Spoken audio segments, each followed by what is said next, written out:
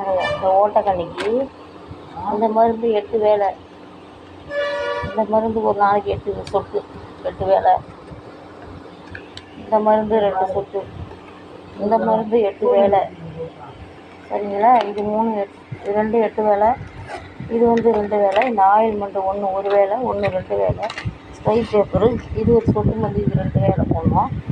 ஆனால் ஓட்டக்கண்ணி எதையும் போட்டுக்காது, நம்ம தான் போடணும் தெரிஞ்சுக்கிட்டு. இது தூங்குகிற பொசிஷன் எப்படி இருக்குன்னா, அது தூங்குகிற பொசிஷனை பாருங்கள். அப்படியே புடவையை போட்டு போத்திக்கிட்டு அப்படியே அசந்து கிடக்குறாரு எங்கள் மேடம், தேன்மொழி மேடம். பார்த்தீங்களா எப்படி போகுதுன்னு? எல்லாம் உலக்கா கண்டு போய் தான் இருக்குது. நான் ஒண்டி தான் உழைச்சி கூட்டிகிட்டு உக்காந்துறேன். என் கழுவி ஆயில் மொண்டு போட காட்டு, ஆயில் மொண்டு போட. கண்ணை எல்லாம் திறக்கணும் தெரியுதா? எல்லாம் திறந்துட்டு இப்படி கீழே வைக்கணும் தெரியுதா? நான் வைக்கிறேன், அப்புறமா நீ இமையை மூடலாம். முடிச்சா? ஓகே.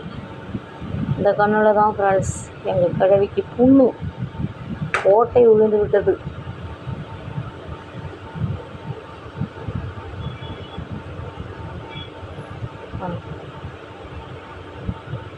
மூடியே வச்சுக்கணும். நல்லா கண்ணை அப்படியே மூடிக்கிட்டே பாப்பாவில் நல்லா உருட்டு, அப்போ தான் மருந்து எங்கத்தாலும் பரவும். என்ன பார்த்தீங்களா ஃப்ரெண்ட்ஸ்? எங்கள் கிழவிக்கு மருந்து வச்சுட்டு வைக்கிறதாங்காட்டியும் அந்த மருந்து வெளியில் வந்துடுச்சு ஃப்ரெண்ட்ஸ்.